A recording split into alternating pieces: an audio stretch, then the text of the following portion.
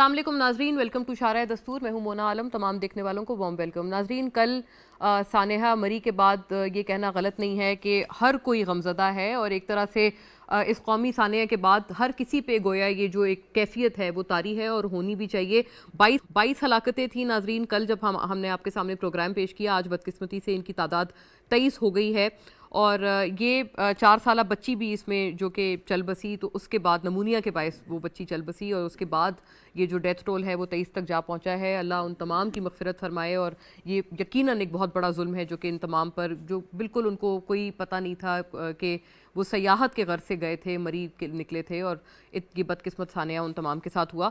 फौरी तौर पर नाजरीन ज़ाहिर है उसका एक आउटपोर रिएक्शंस का आया। कल हमने आपके सामने एट लेंथ उस पर भी बात की। वज़ीर आज़म इमरान खान ने बाकायदा इस तमाम नेग्लिजेंस पर इंक्वायरी कॉल की है। अब उम्मीद ये रखते हैं कि तमाम जो फैक्ट्स और फाइंडिंग्स हैं वो इस हवाले से एटलीस्ट ये कि अहले खाना के दर्द को कुछ हद तक मिटिगेट कर पाएँ और आइंदा के लिए कम से कम इतने बड़े सानेहात से हमें ना गुजरना पड़े। एटलीस्ट इस बात की अश्योरेंस हमें इस कमेटी के और इन इक़दामात के ज़रिए हो जाएं, इस इंक्वायरी के ज़रिए हो जाएं, ये भी बहुत बड़ी बात है। अपोजिशन का ज़ाहिर है नाजरीन इस पर एक बहुत सख्त रद्द अमल आया है और उन्होंने तमाम जो हुकूमती मशीनरी है उसको इसके लिए कसूरवार ठहराया। बल्कि आज इसमें एक इजाफी बात ये हुई है कि पीपल्स पार्टी के रज़ा रब्बानी साहब ये कहते हुए नजर आए कि इसकी जुडिशल इंक्वायरी होनी चाहिए और बाकायदा सुप्रीम कोर्ट की जज की सरबराही में। तो इसके ऊपर भी बात करेंगे कि क्या इस किस्म का एक आइडिया अपीलिंग हो सकता है कि इस जानिब हम जाएं।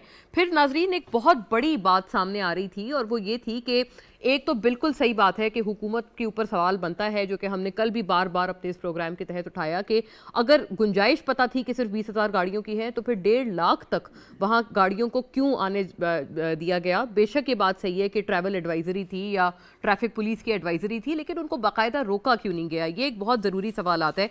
फिर उसके बाद ये कि जब वहाँ पर इंतज़ामिया क्यों लेट एक्शन में आई, जब ये तमाम सानिया बर्पा हो रहा था और ये क़यामत एक तरह से उन तमाम लोगों पर टूट रही थी, ये भी एक बहुत ज़रूरी बात है जो कि इंक्वायरी में एटलीस्ट इस बात का तयन होना चाहिए, जिम्मेदारान को कैफिर किरदार तक पहुंचाना चाहिए। दूसरी बात नाज़रीन, आज ये बड़ी एक इंपॉर्टेंट चीज़ सामने आई है कि ज़्यादातर जो होटल मालिकान थे, जो निजी होटल्स के मालिकान थे, वो क्योंकि एक तरह से मुनाफाखोरी की तरह काम ले रहे थे, 40-40 हज़ार तक, 10-10 गुना, 20-20 गुना तक किराया एक रात का वसूल किया जा रहा था सयाहों से। तो ये एक बहुत बड़ी वजह जो वहाँ पर ऐनी शाहिद हैं, जो वहाँ मुतासरीन हैं, उनकी तरफ से सामने आई है कि ये एक बहुत बड़ी वजह है जिसकी वजह से लोग मजबूर हुए कि अपनी गाड़ियों में उस ठिठराती सर्दी में रात गुजारें और किसी बेहतर कम दामों में किसी होटल वगैरह का बंदोबस्त करें। कोई रहने की जगह उनको नहीं मिल पा रही थी, तो उनके खिलाफ नाजरीन एक्शन क्यों नहीं है, ये एक बहुत ज़रूरी बात है। और ये भी उम्मीद करते हैं कि एटलीस्ट आगे जो भी चीज़ें अनफोल्ड होंगी उनमें इन तमाम लोगों को भी कैफिर किरदार तक पहुँचाया जाएगा। यहाँ पर क्यों चेक एंड बैलेंस नहीं था हुकूमत की तरफ से, ये भी एक बहुत ज़रूरी सवाल है। दूसरी बात नाजरीन, हम मकामी सयाहत को तो फ़रोग़ देना चाहते हैं और हुकूमत की ये अवलीन तरजीह है, इसमें कोई कबाहत भी नहीं है, होनी भी चाहिए। लेकिन क्या हमारे पास वो इंफ्रास्ट्रक्चर मौजूद है कि हम मकामी सयाहत को फ़रोग़ दें? क्या रोड्स का इतने शदीद मौसम में खुले रहना और फिर वहाँ पर हर तरह की सहूलियात का होना, क्या इस चीज़ को हुकूमत अशोर कर रही है? क्योंकि इतना बड़ा सानिया हुआ है, इसके बाद अब हमने देखा है कि वज़ीर आला जनाब उस्मान बुज़दार, एक तो ये कि अपोजिशन इस बात पे खासी वज़ीर आला के हवाले से उन्होंने क्रिटिसिज्म किया कि वो 2 रोज़ बाद पहुँचे मौके वारदात पर, और ये जाए वक़ुआ पर एक तरह से कहा जाए तो। लेकिन ये कि उनकी ज़ेर सदारत जो इजलास हुआ उसमें कुछ इंपॉर्टेंट और अच्छे फैसले किए गए हैं, जैसे कि ये कि मरी को ज़िले का दर्जा दिया गया, 2 थानों की तामीर जो है वो भी, उसकी भी अप्रूवल की गई है। फिर इन तमाम चीज़ों को SP देखेंगे, एडिशनल कमिश्नर तैनात किए जाएंगे। ये कुछ अहम फैसले हैं जो कि हुए हैं। और फिर ये कि इंफ्रास्ट्रक्चर को बेहतर बनाने की मंजूरी, आइंदा जो गुंजाइश है उससे ज़्यादा गाड़ियों को ना आने देने की मंजूरी, ये तमाम चीज़ें हैं जो इस इजलास में तय पाई गई हैं। एक बात गौर तलब ये भी है कि अपोजिशन तो अपनी जगह मौजूद है, लेकिन हुकूमत के अपने इत्तेहादी मोने सिलाई साहब भी इस पर तनकीद करते हुए नजर आए और उन्होंने भी हुकूमत के हवाले से बड़े बड़े कड़े सवालात हुकूमत की तरफ उन्होंने किए। जनाब शेख रशीद वज़ीर दाखिला ने भी एक तरह से ये एतराफ़ किया है कि अगर उस गुंजाइश से ज़्यादा गाड़ियाँ ना आने दी जाती तो ये यकीनन इस हादसे को हम अवॉइड कर सकते थे। तमाम अमूर पे नाजरीन बात करेंगे। मेरे साथ बड़ा पर्टिनेंट गेस्ट पैनल मौजूद है। पहले सेगमेंट पे हमारा यही फोकस रहेगा। जनाब रियाज फतियाना मुझे यहाँ इस्लामाबाद स्टूडियो से ज्वाइन कर रहे हैं, मेंबर कौमी असम्बली पाकिस्तान तहरीक इंसाफ से, वेरी सीनियर सीजन्ड पॉलिटिशियन। और चेयरमैन भी हैं आप लॉ एंड जस्टिस कमेटी के कौमी असम्बली में। बहुत शुक्रिया आपका रियाज फतियाना साहब आपकी तशरीफ़ आवरी के लिए। और नाजरीन, जनाब जावेद सिद्दीक हमारे साथ यहीं इस्लामाबाद स्टूडियो से मौजूद रेजिडेंट एडिटर हैं आप नवाए वक्त के, सीनियर सहाफ़ी, तमाम मामले पर अपना तज्ज़िया तबसरा हमारे साथ रखेंगे। शुक्रिया जावेद साहब। और नाजरीन, हमें कराची स्टूडियो से जनाब कैसर अहमद शेख ज्वाइन कर रहे हैं, मेंबर कौमी असम्बली पाकिस्तान मुस्लिम लीग नून और साबिक चेयरमैन भी हैं बराए फाइनेंस कमेटी जो स्टैंडिंग कमेटी है कौमी असम्बली में, उसके गुज़िश्ता दौर में चेयरमैन भी रहे हैं। बहुत शुक्रिया कैसर साहब आपकी मौजूदगी के लिए। वंस अगेन बहुत एक सीजनड पॉलिटिशियन है कैसर साहब भी।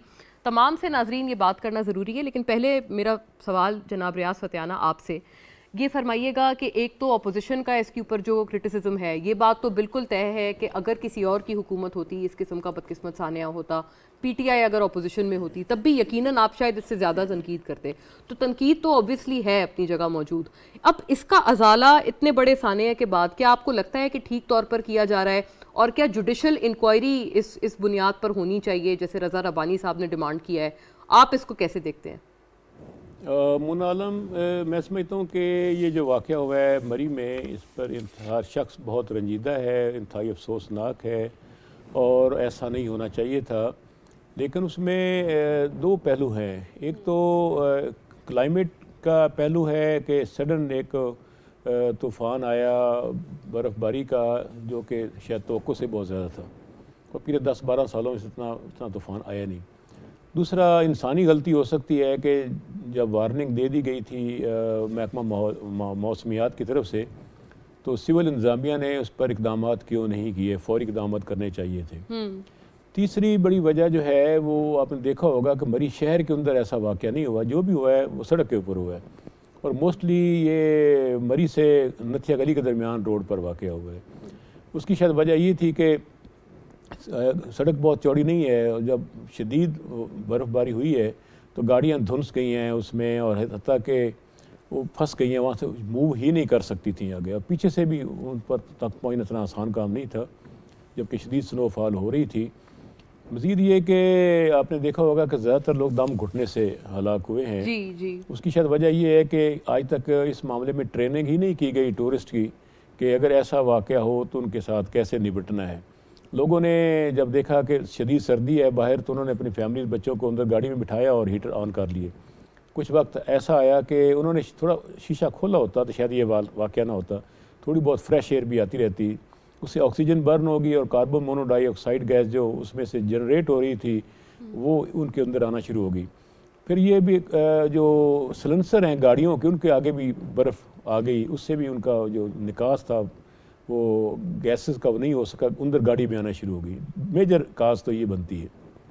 और दूसरा ये कि वो लोग जो गाड़ियों से निकल आए थे वो तकरीबन बच गए हैं। हम देखा होगा कई लोग पैदल भी आए हैं और थोड़े थोड़े फासले पे छोटे छोटे गाँव भी हैं और ऐसी सरकारी इमारत भी हैं जिन्होंने कोशिश की, वो बच गए, जो कोशिश नहीं कर सके और वो गाड़ियों में। लेकिन फतियाना साहब, आपने देखा है छोटे छोटे शीरख्वार बच्चे भी लोग लेकर गए थे। हर किसी के लिए शायद ये मुमकिन नहीं था कि गाड़ियों से निकल कर वो अपनी मदद आप पैदल चलकर कोई घर तलाश करते या कोई जगह तलाश करते। तो कुछ लोगों की तो मजबूरी भी थी छोटे छोटे बच्चों की वजह से।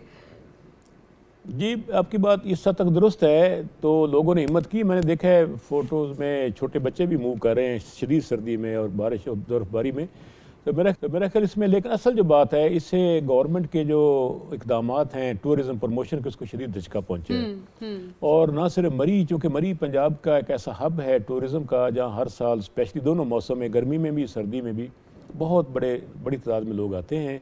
और इसके बाद फिर खैबर पख्तूनख्वा में जो ऐसे एरियाज़ हैं वहाँ पर भी पाबंदियाँ लग गई। ज़रूरत इस बात की है कि इस मामले की तहकीकात कोई हर नहीं, अगर जुडिशल इंक्वायरी भी हो जाती तो इसमें कोई फ़र्क नहीं पड़ता क्योंकि हुकूमत इसमें डायरेक्टली मुलव्वस नहीं है। अगर किसी इंतज़ामिया की अफसरान की तरफ से कोताही हुई है तो उसकी निशानदेही होनी चाहिए, उन्हें कैफरे किरदार तक पहुँचना चाहिए। गुड गवर्नेंस का तकाजा यही है और इस पे ये है कि इन फ्यूचर हमें कम्प्रिहेंसिव प्लानिंग करना होगी। लेकिन फतियाना साहब, सिर्फ इतना और फरमाइएगा कि आपने कहा कि चले जुडिशल इंक्वायरी में कोई कबाहत नहीं है, लेकिन 2-3 चीज़ें हैं ना, जैसे आपने कहा हुकूमत डायरेक्टली, इसमें हुकूमत की कोई इन्वॉल्वमेंट नहीं।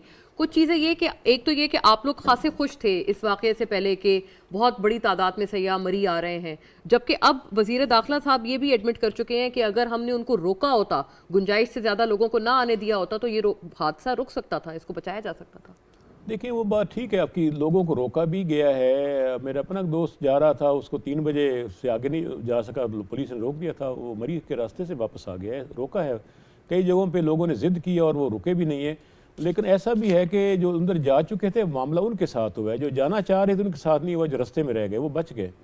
तो इस सिलसिले में यह है कि इस पर बिल्कुल तहकीकात भी होनी चाहिए, मौसर इकदाम भी होने चाहिए और टूरिस्ट की ट्रेनिंग भी होनी चाहिए कि ऐसे मामलात हालात हों तो किस तरह बचा जा सकता है।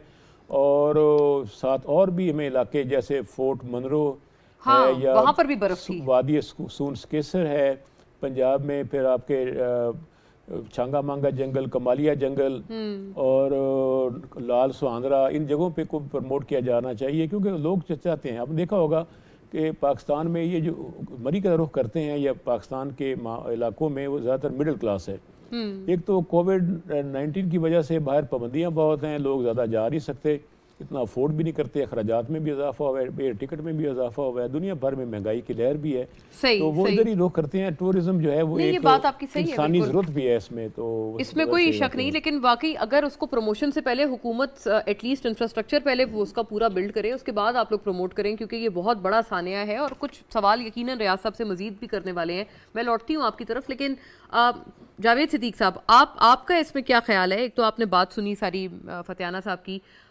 कुछ चीज़ें जो कि गवर्नमेंट एटलीस्ट ओन कर रहे हैं, जैसे वो कह रहे हैं कि अगर आने देते हैं उन तमाम लोगों को, फिर वो जो होटल्स हैं जिन्होंने नाजायज़ मुनाफे लिए, ये भी एक फतियाना साहब से बात ज़रूर ये करने वाली थी, इंशाल्लाह अभी अगले राउंड में करते हैं, कि वो जो होटल्स हैं उनकी वजह से भी तो काफ़ी लोग मजबूर हुए ना कि वो गाड़ियों में रातें गुजारें और फिर ये हादसा हुआ। बिस्मिल्लाहिर्रहमानिर्रहीम। मुन्ना, बात यह है कि मेरा अपना ताल्लुक़ मरी से है और मैं उसके पूरे कल्चर से और तमद्दन से वाकिफ़ हूँ। जी। असल बात यह है कि इसके दो पहलू हैं। पहले तो ये है कि जब महकमा मौसमियात ने कह दिया कि जी बर्फ़बारी होगी और शदीद बर्फ़बारी होगी, तो उस वक्त से लेकर एक प्लानिंग होनी चाहिए थी जो कि मफकूद थी, और इसमें इंतज़ामिया की नाअहली जो है वो बिल्कुल वाज़ेह होती है। पहली बात यह है कि मरी एक छोटा सा हिल स्टेशन है जिसमें ज़्यादा 10,000 गाड़ियाँ जो हैं जा सकती हैं और उनको मैनेज किया जा सकता है, सड़कों को खुला रखा जा सकता है। अनफॉर्चुनेटली जब 50,000 या 60,000 गाड़ियाँ मरी चली जाए और आप उनको अलाउ करते हैं और उनमें 3-3, 4-4 बंदे बैठे होते हैं, तो आप अंदाज़ा कर लें कि वहाँ पॉपुलेशन कितनी हो जाएगी। और सड़क जो है वो एक तो बर्फ़बारी बहुत शदीद हुई और ब्लॉक हो गई, दूसरी तरफ लोगों ने भी कोई तवज्जो नहीं दी और वो ज़िद करते रहे कि हम ज़रूर जाएंगे। और यहाँ पे 17 मील में जो टोल प्लाज़ा है जहाँ पे उनको चेक किया जाता है कि आप आगे ना जाएं, और आप इतनी बड़ी तादाद में गाड़ियाँ जो हैं वहाँ उनकी पार्किंग का कोई इशू मसला नहीं है, पार्किंग के लिए कोई अरेंजमेंट वहाँ नहीं है, एक ये भी इशू है। एक तो लोगों ने दावा बोल दिया मरी पर कि ज़रूर हमने बर्फ़बारी से लुत्फ़अंदोज़ होना है, मरी जाना है और किसी और मकाम नहीं जाना, वहीं जाना। और वहाँ पे चूँकि अरेंजमेंट नहीं था, और अनफॉर्चुनेटली जो स्नो रिमूवर्स हैं वो सारे स्नो प्लोअर्स, वो मशीनरी जो है वो ख़रीदी गई पिछली हुकूमत के दौरान में, मगर इस दफ़ा वो एक्टिव नज़र नहीं आ रही। हालांकि मीडिया में ये कहा जाता रहा कि इंतज़ामिया मीटिंग्स कर रही है और देख रही है कि स्नो क्लियरेंस के लिए क्या ऑपरेशन होंगे वगैरह वगैरह, लेकिन जब मौका आया, वक्त आया, जब बर्फ़ के तोदे वहाँ पे नज़र आने शुरू हुए बर्फ़ पे सड़कों के ऊपर, तो वो मशीनरी गायब थी। इसका नतीजा ये निकला कि वो हज़ारों गाड़ियाँ स्टक हो गई और ऊपर से मज़ीद तेज़ बर्फ़बारी हुई और स्नो ब्लिज़र्ड्स जिसको बर्फ़ का तूफ़ान कहते हैं वो भी आ गया। हाँ। तो ये तमाम चीज़ें बहुत मिल के इन्होंने कॉम्प्लिकेशन। अच्छा, और क्या इंतज़ामिया ने, जावेद साहब आपकी इतलात के मुताबिक लेट वो एक्शन में आए हैं? क्योंकि जो तमाम मामला था, सूरत हाल बिगड़ना परसों रात से शुरू हो गई थी, लेकिन जो अक्सर बेशतर रिपोर्ट्स हैं वो ये हैं कि जो तमाम तर ऑपरेशन थे या इंतज़ामिया की तरफ से रेस्क्यू था वो सुबह जाकर शुरू हुआ। बिल्कुल, एक इसमें ताख़ीर की गई।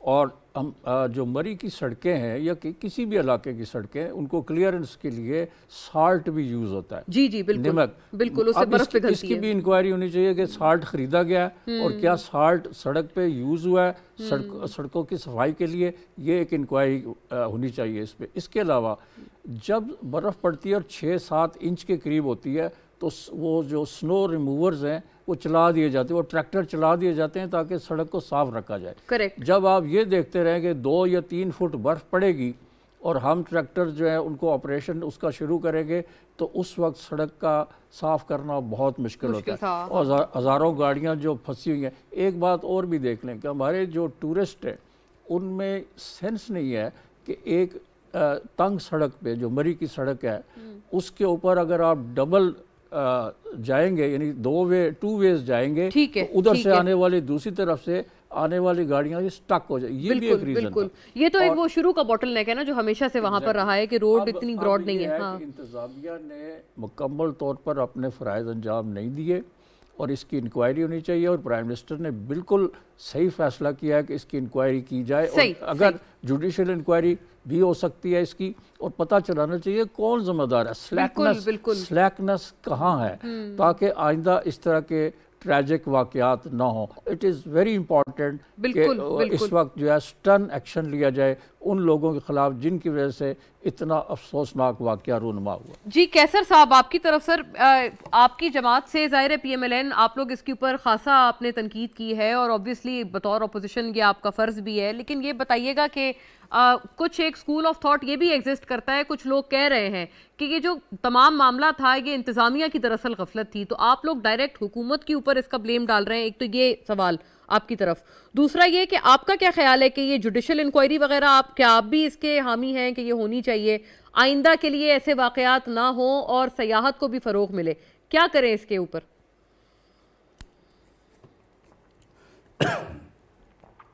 बिस्मिल्लाहिर्रहमानिर्रहीम।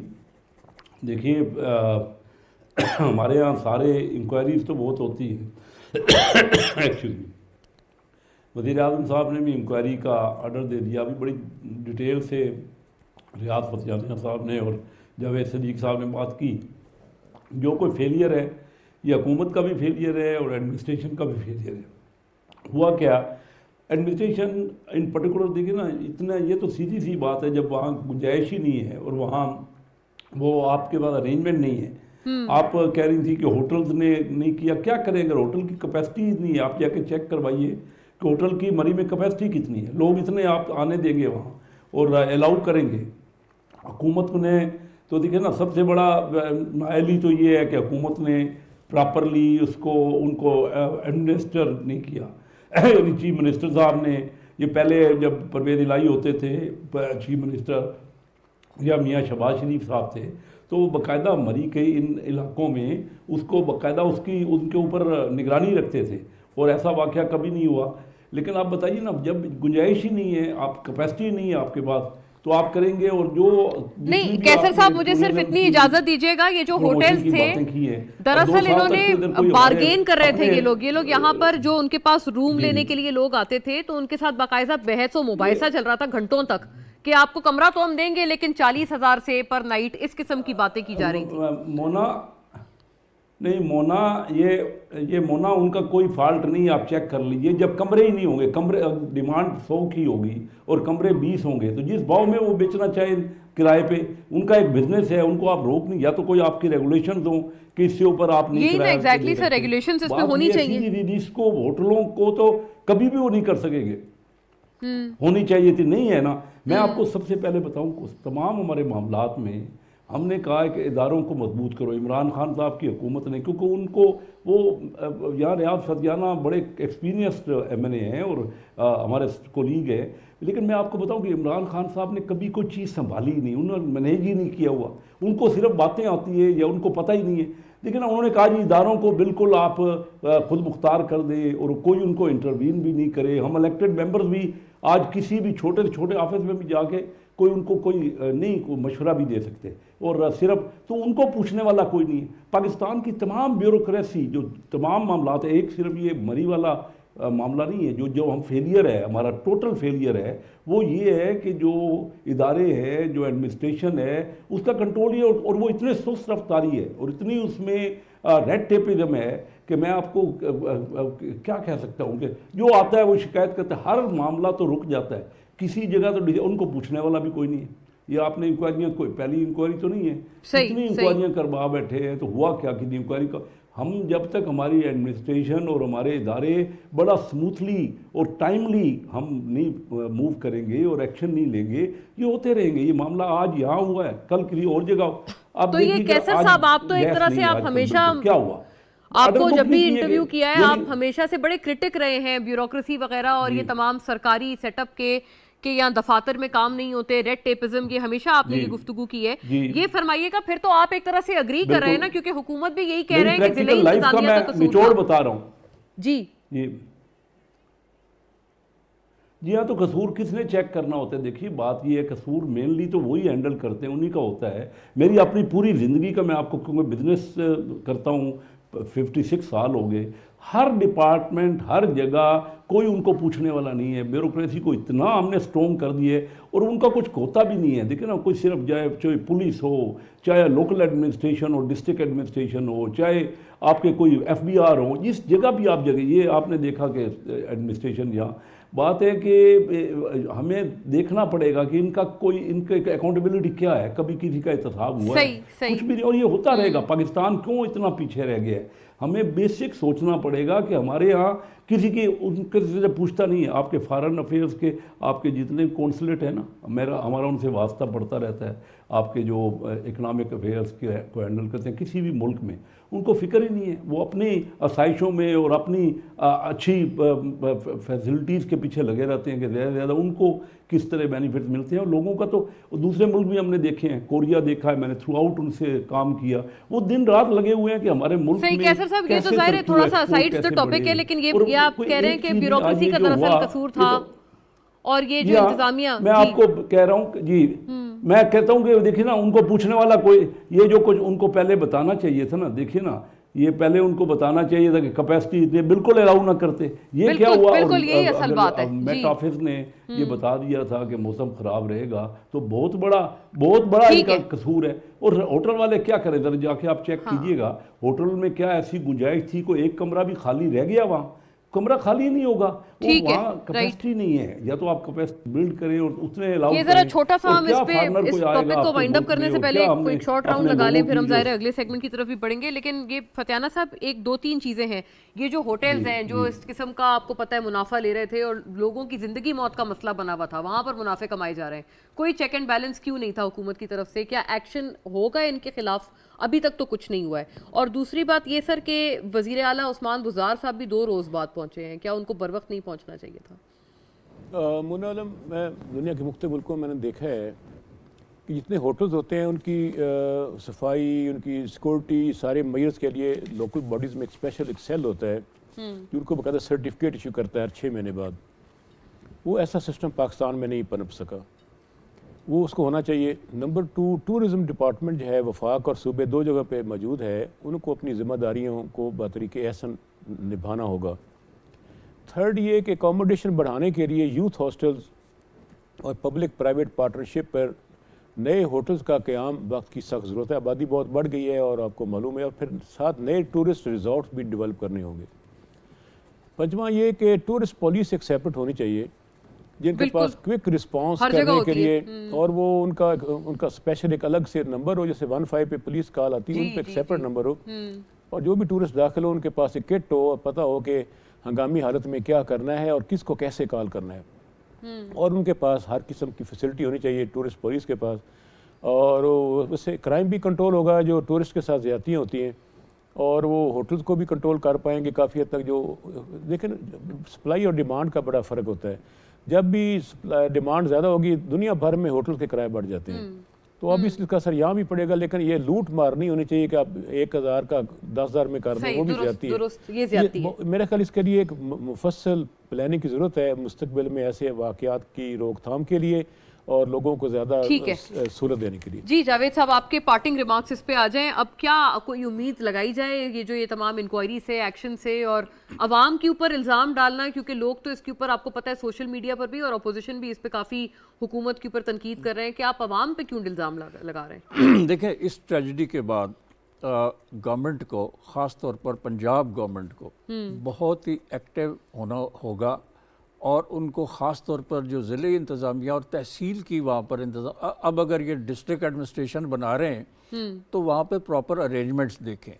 और उनको अलर्ट करें कि जब इस तरह की सिचुएशन, इतना बड़ा टूरिस्ट का इन्फ्लक्स होगा मरी में, तो उसको किस तरह हैंडल किया जाएगा। अब तो वो कह रहे हैं कि दाखिल नहीं होने देंगे, लेकिन ये पहले फैसला होना चाहिए था। नंबर 2, अब अगर वो प्लाजाज बना देते हैं, पार्किंग प्लाजाज, तो गाड़ियां जो हैं वो प्लाजों में खड़ी हो जाएं और पार्क हो जाएं, तो सड़कों पे जो रश है, सड़कों पे जो हंगामा है वो ख़त्म हो जाएगा और उसकी वजह से ब्लॉकेट जो है वो ख़त्म हो जाएगा और बर्फ़ जो है उसको निकालने में या साफ़ करने में आसानी होगी। जब गाड़ियां दोनों तरफ हों तो जो ट्रैक्टर्स हैं वो भी ऑपरेट नहीं कर पाते। ठीक है, ये बहुत ज़रूरी है और I think lessons must be learned.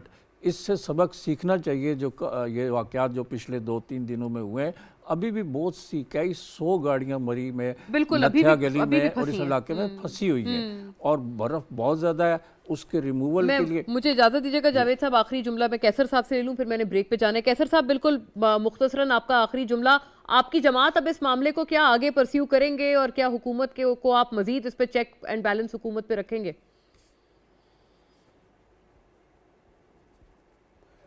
देखिए, क्या हुकूमत की तो नायली सामने आ गई, जो उनसे एडमिनिस्ट्रेशन हो नहीं सकी और जो भी कोई वाक़या होता है उससे उनकी तो सारी पता चल जाता है कि वो किस तरह मैनेज कर रहे हैं। और मैं ये समझता हूँ जुडिशल इंक्वायरी वाली बात बिल्कुल वैलिड है, वो होनी चाहिए, आप उसको एंडोर्स करते हैं। लेकिन उसके बावजूद मैं मोना ये कहूँ कि हमारे यहाँ सैकड़ों इंक्वायरियाँ हुई हैं, उसका क्या एक्शन हुआ? ये भी बात सही है। एक्शन ही नहीं होता। एक बार हम 2-4 दिन इस वाक़े पे डिस्कस करेंगे, फिर भूल जाएंगे। बड़े बड़े वाक़यात हुए हैं लेकिन कोई पूछने वाला नहीं है, किसी की जवाबदेही नहीं होती और कोई फिक्र ही किसी को नहीं है। इसलिए तो हमारे मुल्क की हालत क्या है, आप देख तो रही हैं कि क्या दर्जा क्या हो गया है। हर चीज़ में किसी भी जगह आप हर एक हमें ठीक करना पड़ेगा, हमें तैयार करना पड़ेगा कि हमने अपने मुल्क को ठीक करना है। और उसमें आपस की लड़ाइयाँ जो है, हमारी असम्बली में भी हम एक दूसरे के ऊपर ही सिर्फ इल्ज़ाम लगा रहे हैं। हमें सबको मिल के अपने मुल्क की बेहतरी के लिए सोचना होगा। सही, बड़ी दुरुस्त बात है नाज़रीन। ये हालात इतने दिगरगू हो चुके हैं हर लिहाज से, बिल्कुल बिल्कुल। Economic matter. नाज़रीन, इस नोट पे सेगमेंट को वाइंड अप करते हैं और ये बड़ी सही बात है। ब्रेक की जाने बढ़ेंगे। जावेद सिद्दीक साहब हमारे साथ इस सेगमेंट तक थे। Thank you sir. Riyaz Fatehana साहब और कैसर साहब हमारे साथ हैं आगे भी। Stay with us, we'll be back.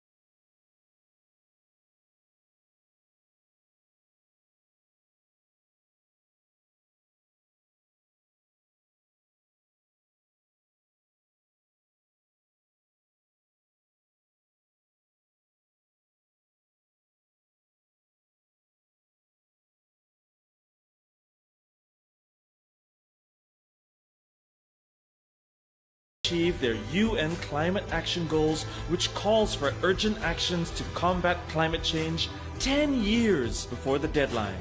It's not America, the UK, or Australia. It's Pakistan!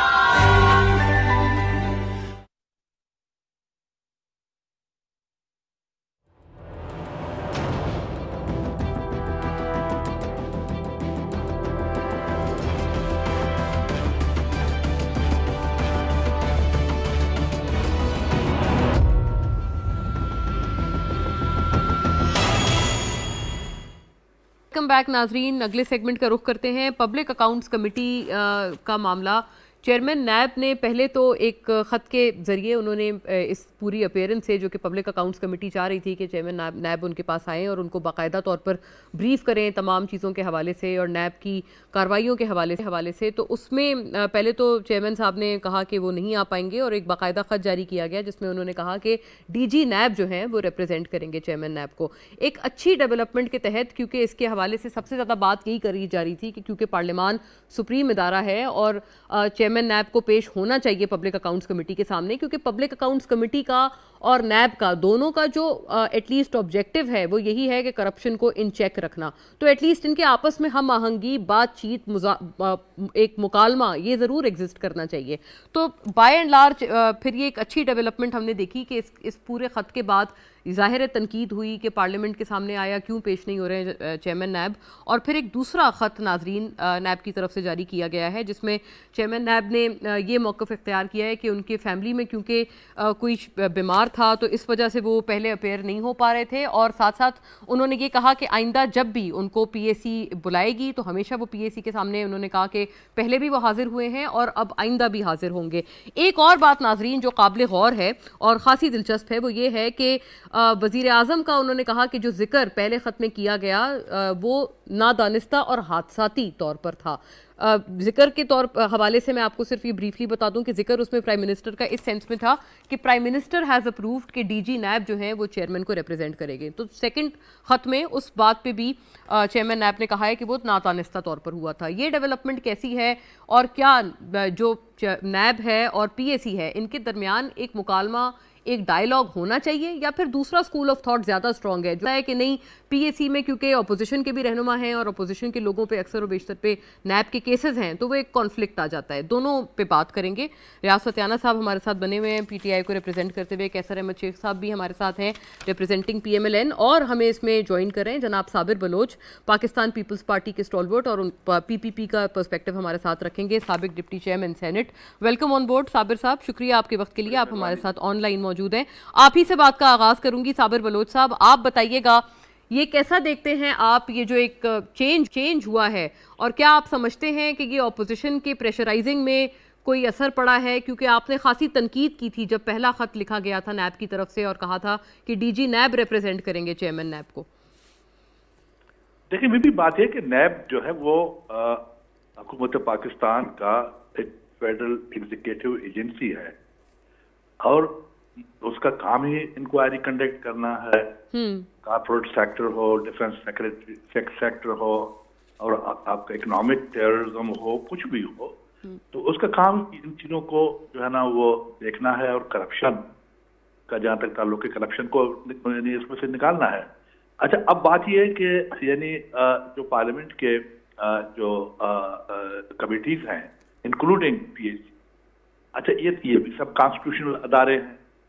अच्छा, और पार्लियामेंट सुप्रीम अदारा है। बिल्कुल बिल्कुल, ठीक है ना जी। अच्छा, और वजीर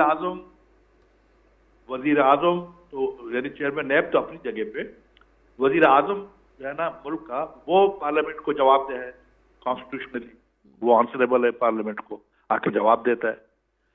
अच्छा, ये समझ में मेरी बात नहीं आई कि जनाब के प्राइम मिनिस्टर ने ये किस तरह ये किया कि उन्होंने एग्जाम्प्ट कर दिया चेयरमैन को कि चेयरमैन आ सकते हैं, नहीं वहाँ पे यानी PAC की कमेटी में, किसी भी कमेटी में पार्लियामेंट के, वो जो है ना उनको एग्जाम्प्ट कर दिया, उसकी जगह पे डायरेक्टर जनरल या कोई और जाएगा।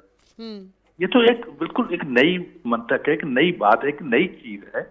ये सब चीजें यहाँ पर क्या आपके लिए ये जो नया मौकफ है दूसरे खत का, ये काबिल कबूल है साबिर बलोच साहब के? वो कह रहे हैं कि नादानिस्ता तौर पर, हादसाती तौर पर तस्करा हो गया था वजीर आजम का। कोई हादसा वगैरह नहीं हुआ है, ये ऐसी बातें हैं, कोई हादसा नहीं हुआ है। प्राइम मिनिस्टर डेफिनेटली उनको लिख गया होगा, लेकिन उसको बाद में जब उसको पता है, उसका तो हमेशा ये तो आदत है, आप देखें ना कि जब से यानी इमरान साहब प्राइम मिनिस्टर बने हैं, वो हमेशा एक बात करते हैं, एक फैसला लेते हैं और फौरन ही उसको फिर एक यूटर्न, मिस्टर यूटर्न क्यों उसको बोलते हैं? इसलिए मिस्टर यूटर्न बोलते हैं उसको कि वो अपने हर फैसले की फिर उसको यानी जब उसको समझ आ जाती है फिर उसको रिवाइज कर देता है, कहते नहीं ऐसा नहीं है। ये 100% उसने लिख लिया होगा और उसने एग्जाम कर लिया होगा जब उसको। लेकिन साबिर साहब साथ वो ये भी तो कहते हैं ना कि पॉजिटिव यूटर्न अच्छी निशानी होती है, तो आप भी इसको क्या पॉजिटिव यूटर्न कहेंगे? नहीं, बात यह है कि वो ऐसी चीजें क्यों करता है कि जिससे उसको जो ना सुखी हो, या यानी जो रूल्स और रेगुलेशंस और जो उस एथिक्स के खिलाफ हो। ये कैसे, हाउ इट्स पॉसिबल, ये किस तरह मुमकिन है कि चेयरमैन नैब जो है ना वो PAC तो क्या यानी पार्लियामेंट की किसी भी जो कमेटी है तो वो किस तरह जवाब दे नहीं है, ये कैसे मुमकिन है? देखो, बात यह है कि अब आप जो पावर इख्तियारात देखें चेयरमैन के, नैब के चेयरमैन के, वो इख्तियारात किसी डीजी के तो नहीं है या किसी डायरेक्टर के तो नहीं है। सही इख्तियारात ऐसे हैं कि जो सिर्फ उनको चेयरमैन को हासिल है। राइट। मैं जरा रियाज साहब से पूछूं, रियाज फतियाना साहब क्योंकि रुकन भी हैं पीएसी के, तो रियाज साहब बताइएगा ये आप कैसे देखते थे जब ये इनिशियल खत आया था? तो अपोजिशन में तो एक बहुत तशवीश की लहर थी, उन्होंने बहुत तनकीद की थी इस पे, उनकी तनकीद बजा थी आप समझते हैं ये जब पहले खत आया था उसके बाद? देखिए, मैं पब्लिक अकाउंट्स कमेटी का 3rd टाइम मेंबर हूँ और एक सब कमेटी को कन्वीन भी करता हूँ। तो रूल्स ऑफ प्रोसीजर और कंडक्ट ऑफ बिजनेस के तहत ही मामला चलते हैं। हर वो शख्स जो पब्लिक एक्सचेकर से तनख्वाह लेता है उसको पार्लियामेंट की मुतलका स्टैंडिंग कमेटी या पब्लिक अकाउंट्स कमेटी तलब कर सकती है, उसको अपीयर होना ज़रूरी होता है। दूसरा ये कि उसमें जो पब्लिक अकाउंट्स कमेटी के सामने डिपार्टमेंट्स आते हैं उसमें लिखा होता है प्रिंसिपल अकाउंटिंग ऑफिसर, उसमें कहीं चेयरमैन या सेक्रेटरी का जिक्र नहीं होता। जैसे सुप्रीम कोर्ट है, इसमें प्रिंसिपल अकाउंटिंग ऑफिसर उन्होंने बजाय चीफ जस्टिस सुप्रीम कोर्ट को बनाया जाए, उन्होंने खुद ही फैसला करके रजिस्ट्रार सुप्रीम कोर्ट को बनाया हुआ है। जब बुलाया जाएगा तो रजिस्ट्रार अपीयर होगा, ना कि चीफ जस्टिस सुप्रीम कोर्ट। तो इस तरह मेरा ख्याल है कि हर डिपार्टमेंट को इतनी आज़ादी रूल्स के तहत हासिल है, अगर वो अपने क़वाद व ज़वाबित बदलना चाहते हैं, रूल्स ऑफ बिजनेस बदलना चाहते हैं और प्रिंसिपल अकाउंटिंग ऑफिसर चेयरमैन की बजाय डायरेक्टर जनरल को बनाना चाहते हैं तो इसका उन्हें इख्तियार है। ओके, अच्छा। उसके लिए फिर ऑब्वियसली उसका एक प्रोसीजर है, एक तरीक़ाकार है। और बेहतरी बुनियादी तौर पर नैब जो है, नेशनल अकाउंटेबिलिटी ब्यूरो, ये ministry of law and justice का अटैच डिपार्टमेंट है। मैं इत्फाकन इसका भी चेयरमैन हूँ, standing committee law and justice का। अगर मैं चाहूँ तो मैं भी उनको बुलवा सकता हूँ। लेकिन ये है कि अगर ये नैब अपने रूल्स को बदल कर प्रिंसिपल अकाउंटिंग ऑफिसर जिसको अपीयर होना होता है अपने हिसाबात के लिए पब्लिक अकाउंट्स कमेटी के सामने, चेयरमैन की बजाय डायरेक्टर जनरल को बनाना चाहते हैं, ये बनाया है, सिंपल उनको इजाज़त लेना होगी मिनिस्टर लॉ एंड जस्टिस से, और ऐसा हो सकता है। उसमें लेटर में तो ये मतन था कि वजीर आजम ने अप्रूव किया है कि डीजी नैब जो है वो रिप्रेजेंट करेंगे चेयरमैन को। अपोजिशन तो ये कह रहे थे कि क्योंकि नैब ऑटोनोमस इदारा है तो प्राइम मिनिस्टर क्यों अप्रूव कर रहे हैं? जी, वो मेरा ख्याल है उनसे कोताही या गलती किसी उनके नीचे क्लरिकल स्टाफ ने कर दी होगी। तो वो अगर उनको चाहिए भी थी तो वो minister law and justice he sufficient है उनको इसकी अप्रूवल देने के लिए। इसके लिए वजीर आजम के पास जाने की जरूरत नहीं थी उनको। और फिर उनको पता नहीं क्या हुआ, फिर उन्होंने फिर वापस भी ले लिया। और फिर मेरा ख्याल पहले चेयरमैन नैब आए भी हैं, फिर एक मीटिंग में उनको बुलाया गया तो आए थे कि मैं पहले भी पेश हुआ, पहले आए हैं, अब दोबारा भी उनको आ जाना चाहिए था। मेरा ख्याल माहौल इतना ख़राब नहीं है पब्लिक अकाउंट्स कमेटी में, हम अफसरों की इज्जत करते हैं और किसी को बिला वजह आवाज़ खिंचाई भी नहीं करते, और गलती कोताही हो तो बिल्कुल छोड़ते भी नहीं। तो मेरा ख्याल है चेयरमैन नैब को एतमाद रखना चाहिए, पब्लिक अकाउंट्स कमेटी में उनकी कोई ऐसी ज्यादती नहीं होगी। अगर उनको बुलाए तो उनको आना चाहिए, इसमें हर्ज नहीं, जिससे उनका अपना कद बढ़ता है। मेरा ख्याल है कि उन्हें बाद में इसका एहसास हुआ है और उन्होंने फैसला किया है कि जब भी पब्लिक यू टर्न से भी वो उसको तशबीह दे रहे हैं। ठीक है जी, कैसर साहब आप कैसे देखते हैं इसको? क्या आप भी इसको यू टर्न के तौर पर देख रहे हैं या आपको लगता है कि अब ये खुशाइंद फैसला है? और पीएसी, आपको पता है पीएसी की पहले सर याद होगा आपको बड़ी मुखालफत हुई थी जब शहबाज शरीफ साहब को उसका चेयरमैन बनाना था।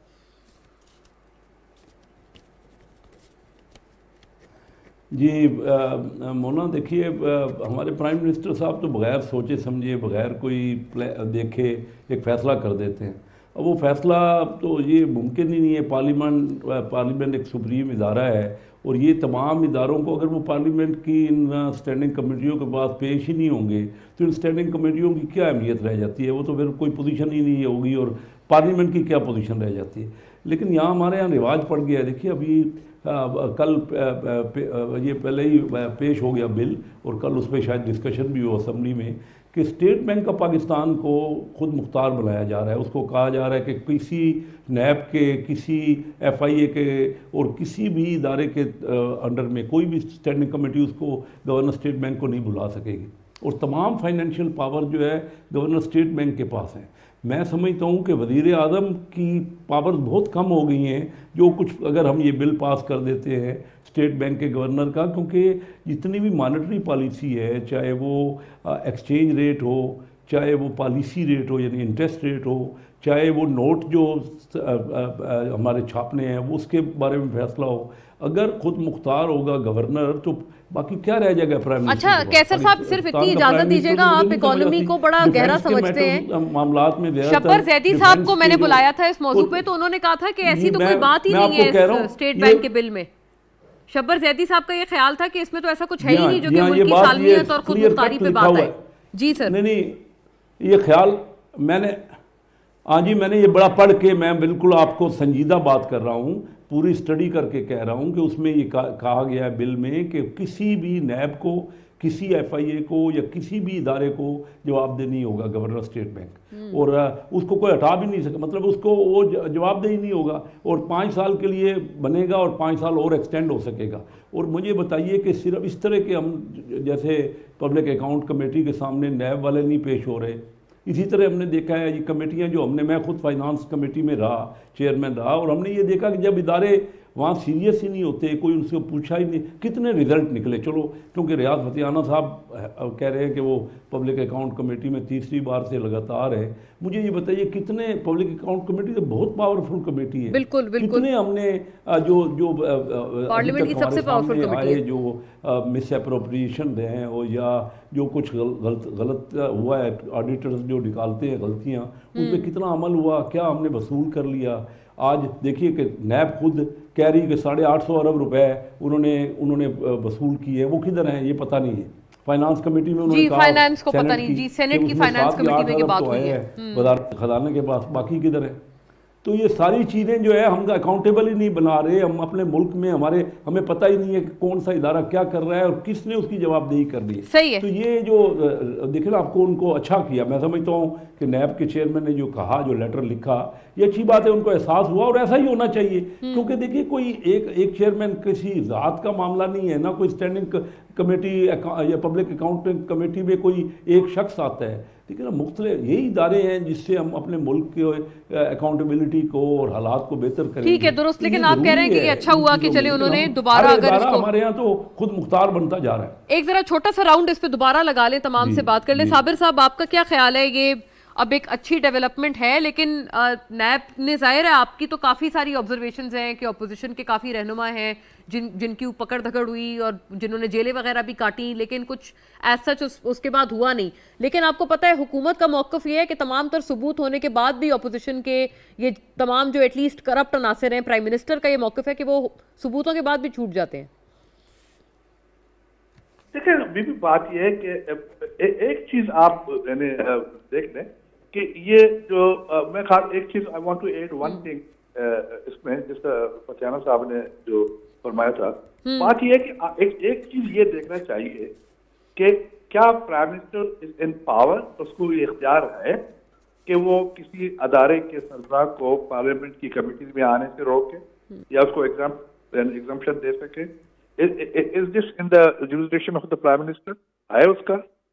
अगर है तो दैट्स अ डिफरेंट थिंग। अगर खैर कहाँ है, ये फतियाना साहब से जरा मैं पूछ रहा हूं। फतियाना साहब ने तो ये कहा है कि सर वो जो मिनिस्टर है, लॉ मिनिस्टर, वो उन्हीं की परमिशन से वो डीजी नैब को वो ऑथोराइज कर सकते हैं कि वो रिप्रेजेंट कर दें चेयरमैन नैब को।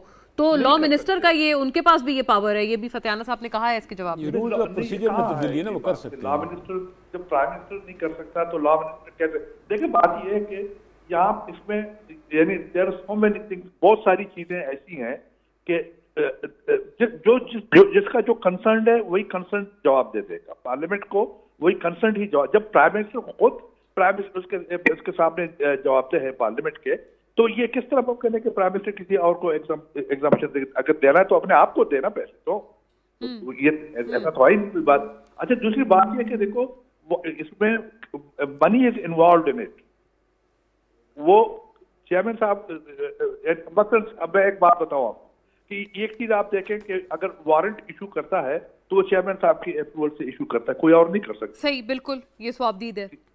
ये अगर किसी को अरेस्ट करना हो, जो भी हो। अच्छा, लेकिन बात अगर इस अगर कोई गलती हो गई होगी, कोई बात हो गई होगी या कोई इन्फॉर्मेशन किसी को आ गई होगी, तो बात यह कि वो चेयरमैन सही जवाब दे सकता है और कौन जवाब दे देगा? ठीक है, रिस्पॉन्सिबिलिटी उसी की है। अच्छा, दूसरी बात यह है कि वो जो यानी लोग जो प्ली बार्गेन करते हैं, जिस तरह वो ये कह रहे हैं कि जी कि हमने प्ली बार्गेन किया है। जी साबिर साहब, मैं जरा क्विक राउंड लगाऊं क्योंकि बाकियों के पास भी मेरे पास वक्त इतना ही है, सबका भी इस पे मौक़िफ़ आ जाए। रियाज साहब, क्या ख्याल है आपका? अभी आपने सुना, ये खासा स्ट्रॉन्ग पॉइंट है साबिर साहब ने जो कहा कि प्राइम मिनिस्टर तो जाहिर है ऑब्वियसली वो खुद भी तो आंसरेबल है पार्लियामेंट को। देखें, एक तो नैब डिस्कस हो रही है, तो नैब के मौजूदा कानून में तब्दीली का आर्डिनेंस हुकूमत असम्बली में पेश कर चुकी है और वो आर्डीनेंस एक बिल की शक्ल में कायमा कमेटी कानून व इंसाफ में हमारे पास आ चुका है। इस पर डिस्कशन भी हो चुकी है। अभी फिर मेरा ख्याल है कि इसी महीने के एंड में हम मीटिंग कर रहे हैं, उसमें फिर ये हमारे सामने आएगा। हम कोशिश कर रहे हैं कि गवर्नमेंट अपोजिशन एक पेज पर आए, इस मामले में कंसेंसस डेवलप हो ताकि इस पर बेहतरी की तरफ हम ले जा सकें और इसमें जो खराबियाँ या कोताहियाँ जिसकी निशानदेही अपोजिशन भी कर चुकी है और हुकूमती ऐवानों की तरफ से भी। आपने सुना है अपोजिशन तो अब ये उल्टा कह रहे हैं कि नैब के पर काट रहे हैं आप लोग। नहीं, हम पर नहीं काट रहे, मेरा ख्याल उसमें उसको बेहतरी कर रहे हैं ताकि बिजनेस कम्युनिटी और जो नेक नीति से काम करें उनके खिलाफ मिस यूज़ ऑफ अथॉरिटी के तरीके से जो पकड़ा जाता है वो ना हो, करप्शन हो उसको तो माफ़ी होनी नहीं चाहिए। करप्शन के सिलसिले में हुकूमत कोई रियायत नहीं किसी को देने को तैयार, और ना इस कानून में तब्दीली जो होगी नैब में उसमें भी ऐसी कोई परवीन नहीं होगी। असल हम ये चाहते हैं कि इसका मिस यूज़ ऑफ जो अख्तियारात हैं नैब की तरफ से वो भी ना हो और ट्रांसपेरेंट, फ्री और फेयर अकाउंटेबिलिटी का अमल जो है उसको मजबूत किया जा सके। जी कैसर साहब, ये एक बड़ी ज़रूरी बात है। पहले तो आप लोग खुद कहते थे कि नैब को आप लोगों ने अपोजिशन के विक्टिमाइजेशन के लिए लगाया है, अब जब वो इख्तियारात और मिस यूज़ को कर्टेल कर रहे हैं तो फिर आप इस तरमीम पर भी अपोजिशन जो है वो उसी तरह से शोर शराबा कर रहे हैं, तो आपको तो साथ नहीं देना चाहिए सर उसूली तौर पर इन तरमीम पर हुकूमत का। नहीं, हमने तो हमेशा यही कहा है कि जो है ये कभी भी नहीं कहा कि जिस जहाँ मिस अप्रोप्रिएशन हैं उनको बख्श दें या उनको नैब उसके ऊपर ना करे। हमने ये कभी नहीं कहा। ये सारा आप देख रहे हैं कि एफबीआर को आप और इदारों को नैब के परव्यू से निकाल रहे हैं। बिजनेस कम्युनिटी को निकाला तो वो तो ठीक है क्योंकि बिजनेस कम्युनिटी का एहतसाब करने वाले दूसरे इदारे हैं। एफबीआर वहाँ करता है, उसका एहतसाब करता है, लेकिन जिनका एहतसाब करने वाले और कोई इदारे नहीं है, वो नैब नहीं करेगा तो और कौन सा इदारा करेगा उनकी करप्शन का। अब ब्यूरोक्रेट्स को आप छोड़ देंगे, उनको कहेंगे कि नहीं जी उनका कोई एहतसाब नहीं होना, तो फिर किस तरह होगा?